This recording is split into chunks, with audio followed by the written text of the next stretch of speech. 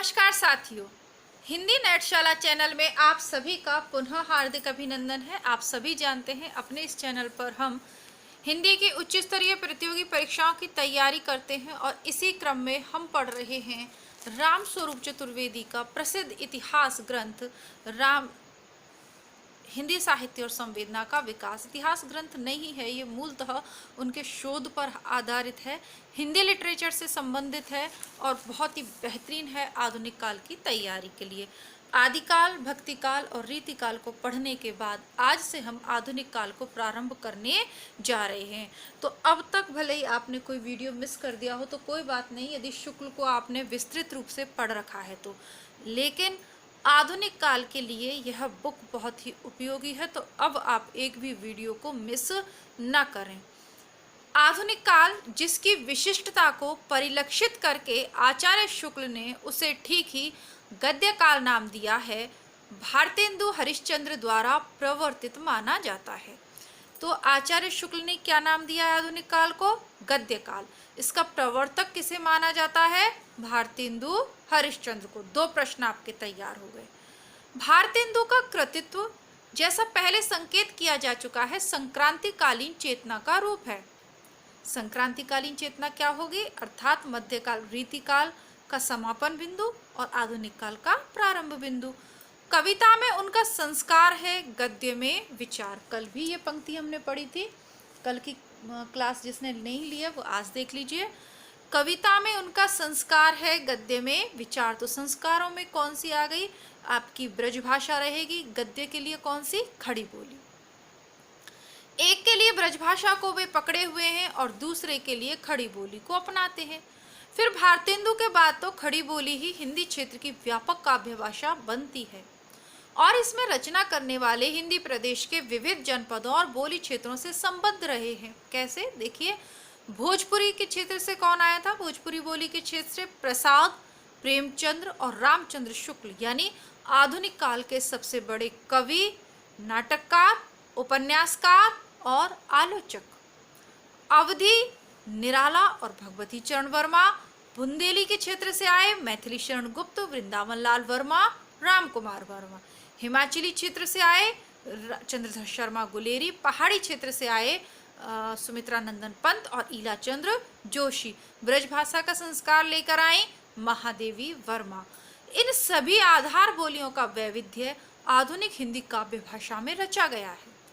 भाषा विज्ञान में जिन्हें बिहारी, पूर्वी हिंदी, पश्चिमी हिंदी, राजस्थानी और पहाड़ी कहा गया, इन बोली रूपों और जातीय क्षेत्रों की सृजनात्मक निष्पत्ति ही हिंदी भाषा और साहित्य है। ये जो बोली के क्षेत्र हैं, इनकी बोलियों का जो रूप है और जातीय क्षेत्रों की जो सृजनात्मक निष्पत्ति है, वही हिंदी भाषा और साहित्य है। प्रकृति से पहाड़ी क्षेत्र यानी अल्मोड़ा से आए थे कौन? सुमित्रा नंदन पंत। और उन्हें क्या कहा गया? प्रकृति का सुकुमार कवि। जो बचपन से उन्होंने देखा उस सब को अपनी कविता में उन्होंने उतार दिया, उस सब का चित्रण अपनी कविता में किया और यही हमारा साहित्य कहलाता है। आगे लिखते हैं कि आज परिनिष्ठित या मानक हिंदी का आधार खड़ी बोली है। बड़े लेखक कौन है? जिस क्षेत्र के अकेले प्रतिनिधि जिनेंद्र हैं। और इस विडंबना का दूसरा पक्ष यह है कि इस वर्ग में पूर्व के साकिनों का प्रतिनिधित्व सबसे अधिक है, जिनके साथ जवान खराब जाएगी इस डर से दिल्ली के शायर मीर तो शायद बात करना भी पसंद न करते। इस प्रकार हिंदी मध्य देशीय और कहा जाए तो भारतवर्ष की संश्लिष्ट भाषा संस्कृति की वास्तविक प्रतिनिधि है। यह रोचक तथ्य है कि समकालीन हिंदी साहित्य का नेतृत्व जिन दो कवियों ने किया है, अर्थात अज्ञे और मुक्तिबोध, तकनीकी ढंग से उनकी मातृभाषा क्रमशः पंजाबी और मराठी कही जाएगी। अगर क्षेत्र देखें तो पंजाबी है अज्ञे का और मुक्तिबोध का मराठी। तो हिंदी भाषा का नेतृत्व दो कवियों ने विशेषतः किया, अज्ञे और मुक्तिबोध। मनुष्य की अवधारणा के रूप में हिंदी साहित्य के इतिहास में कई बार बदले हैं। मनुष्य की अवधारणा के रूप हिंदी साहित्य के इतिहास में कई बार बदले हैं और इसी के साथ परम तत्व को लेकर उसके रिश्ते भी। आदिकाल के प्रसंग में हमने परिलक्षित किया है, जहाँ मनुष्य का ईश्वर की महिमा से युक्त रूप में वर्णन हुआ है, यानी आदिकाल में मनुष्य को, राजा को ही ईश्वर माना गया। भक्ति काल में ईश्वर को मनुष्य के रूप में राम और कृष्ण के रूप में चित्रित किया गया, और रीति काल में ईश्वर और मनुष्य दोनों का मनुष्य रूप में चित्रण होता है। राधा कृष्ण के श्रृंगारिक वर्णन है ना। फिर रीति काल के बाद आधुनिक काल हो गया, और कवियों की करामात को हम क्या सोचते हैं कि राधा और कृष्ण सामान्य नायक नायिकाएं जो नाचते फिरते रहते हैं। अभी तो आप देखते हैं ना कि भागवत कहीं होगी, एक आदमी को राधा बना देंगे और एक को कृष्ण बना देंगे, नचाएंगे उनको। भगवान कोई प्रदर्शन की वस्तु है क्या? या नौटंकी रामलीलाओं का गांव में आज आयोजन होता है, तब देखो आप क्या फूहड़पना उनमें होता है। ठीक है, तो ये सब किसका, मध्यकाल का जो साहित्य रचा गया उन्हीं का तो प्रभाव हुआ ना।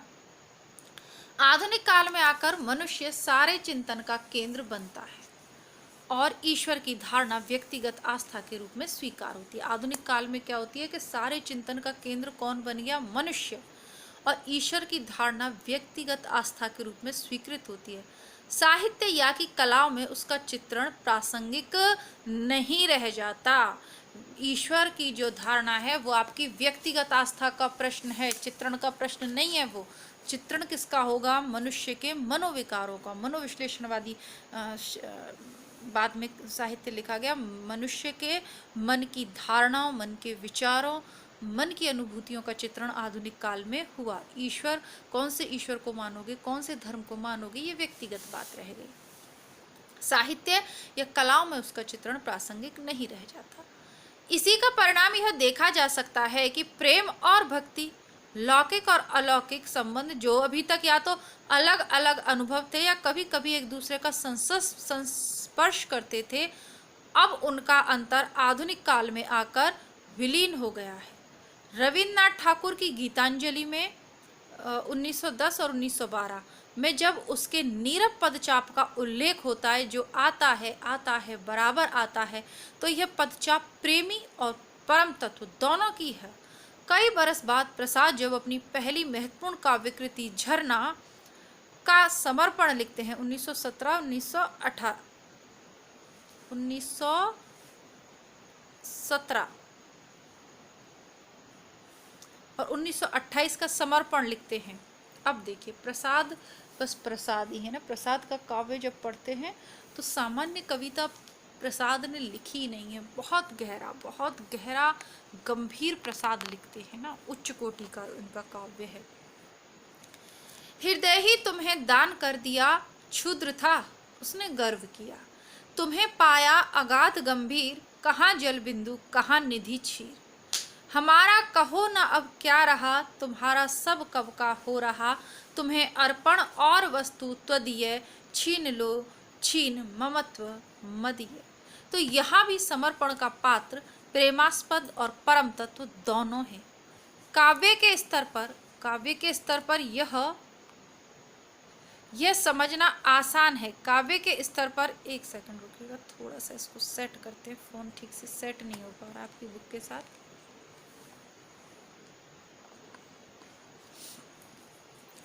काव्य के स्तर पर यह समझ सकना आसान है कि प्रेम और भक्ति दोनों का उद्देश्य एक ही है, अहम का बलिदान। और प्रसिद्ध आधुनिक कवि तथा समीक्षक एलियट के साक्ष्य पर तो कहा जा सकता है कि कविता भी अपने में अहम भाव से निष्कृति है। एलियट ये मानते हैं कि क्या है? अहम भाव से निष्कृति है। यूँ प्रेम और भक्ति की समानांतर प्रक्रिया कविता या कला में दृष्टव्य है, जो मूलतः एक ऐहिक है, यानी शारीरिक है, संसार की है, कला और कविता में। ठीक है, मनुष्य की बुनियादी अवधारणा में यह परिवर्तन कैसे होता है, इसे समझने के लिए आधुनिक युगीन मानसिकता का व्यापक परीक्षण आवश्यक हुआ। इस मानसिकता को सामान्य रूप में पुनर्जागरण या नवजागरण कहकर इतिहास और संस्कृति के संदर्भ में पुकारा गया है। पुनरुत्थान शब्द में कुछ अतीतोन्मुखता छलकती है, अतः उसका प्रयोग यहाँ वांछनीय नहीं। पुनर्जागरण एक ऐसी सांस्कृतिक प्रक्रिया है जो बहुत से देशों के इतिहास में घटित होती रही है। इनके कालखंड और निमित्त अलग अलग रहे हैं। संक्षेप में पुनर्जागरण दो जातीय संस्कृतियों की टकराहट से उत्पन्न रचनात्मक ऊर्जा है। पुनर्जागरण क्या है? दो जातीय संस्कृतियों की टकराहट से उत्पन्न रचनात्मक ऊर्जा है। प्रश्न पूछ लिया जाए, पंक्ति पूछ ली जाए, तो ये राम स्वरूप चतुर्वेदी जी की जो है पंक्ति है। इस टकराहट के विशिष्ट उदाहरण के रूप में यूरोपीय पुनर्जागरण का उल्लेख होता है, जिसकी तिथि एक दुर्घटना के संयोग से जुड़ी हुई है। 1453 ईस्वी में कॉन्स्टेंटिनोपल नगर के पतन के बाद वहां एकत्र ईसाई चिंतकों और कलाकारों ने भागकर इटली तथा आसपास के क्षेत्रों में शरण ली। इस नए संपर्क के फलस्वरूप ज्ञान, विज्ञान और कलाओं का यूरोप में अनेकमुखी प्रसार हुआ। अमेरिका में सांस्कृतिक टकराहट का परिणाम 19वीं शताब्दी में देखने को मिलता है, जहां सारे यूरोप के अध्यवसायी आजीविका के लिए एकत्र हुए। फिर बाद में हिटलर के भय से बड़े बड़े यहूदी वैज्ञानिकों और कलाकारों ने इसी नए देश में आश्रय लिया।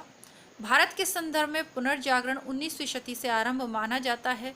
नई यूरोपीय वैज्ञानिक संस्कृति और पुरानी भारतीय धार्मिक संस्कृति की टकराहट के फलस्वरूप हमारा पुनर्जागरण में क्या था? नई यूरोपीय वैज्ञानिक संस्कृति और पुरानी भारतीय धार्मिक संस्कृति की टकराहट। यहाँ एक संगत प्रश्न यह उठता है कि मध्यकाल में इस्लाम के आगमन के समय जब उसका तत्कालीन भारतीय या कि हिंदू, आज हम पुनर्जागरण टॉपिक पढ़ रहे हैं, ये मैंने आपको बताया नहीं, आज का प्रकरण है पुनर्जागरण।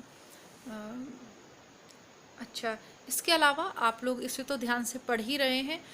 मैंने कल भी कहा था, आज पुनः दोहरा देती हूँ कि आप यदि अब तक भी वीडियो देख रहे हैं, उपयोगी हैं, तो लाइक करके अपना मत ज़रूर बताएं। यदि आपके लिए उपयोगी हैं, आप वीडियो पूरा देख रहे हैं, कुछ अच्छा आपको समझ में आ रहा है, कुछ नया सीखने को मिल रहा है, तो वीडियो को लाइक ज़रूर करें। और ये पूरी पुस्तक मैं आपको पढ़ा पाऊँ, इसके लिए आप पूरी पुस्तक पढ़ना चाहते हैं तो कमेंट न करें, ना चाहे न करें, कोई बात नहीं, लेकिन वीडियो को लाइक करके अपनी राय ज़रूर बताएं कि आप पूरी पुस्तक पढ़ना चाहते हैं, पढ़ रहे हैं, यानी कुछ भी अच्छा, अगर कुछ भी पॉजिटिव फीलिंग आपको आ रही है चैनल पे, तो कृपया करके वीडियोस को लाइक करें। अच्छा, अब प्रश्न ये उठता है कि जब इस्लाम आया तब भी तो भारतीय संस्कृति का इस्लाम संस्कृति से संपर्क हुआ, तब पुनर्जागरण क्यों नहीं माना जाता? इस जिज्ञासा के संदर्भ में कहना होगा कि इस्लाम के आगमन पर देश में सैनिक टकराहट तो भरपूर हुई, पर इस्लाम सांस्कृतिक टकराहट का कोई गहरा रूप देखने को नहीं मिलता, क्योंकि दोनों अपने अपने ढंग की रूढ़ियों में बंधी धर्म प्रधान संस्कृतियां थीं। इसलिए हिंदू और इस्लामी जीवन के संपर्क से संगीत और स्थापत्य जैसी कलाओं में कुछ नए प्रयोग जरूर हुए, पर जीवन पद्धति का बुनियादी स्वरूप यथावत ही रहा। पुनर्जागरण का एक चिन्ह यदि दो जातीय संस्कृतियों की टकराहट है, तो दूसरा चिन्ह यह भी कहा जाएगा कि वह मनुष्य के संपूर्ण तथा संश्लिष्ट रूप की खोज, उसका परिष्कार करना चाहता है। और इस्लाम से तो कोई परिष्कार या कोई नई खोज हमारे यहाँ हुई नहीं। यद्यपि नए राष्ट्रों में पुनर्जागरण का स्वरूप इससे कुछ भिन्न देखा जा सकता है। रूस जैसे बड़े और शताब्दी में पुनर्गठित देश में आधुनिक विकास का क्रम योजनाबद्ध रूप में चलाया गया।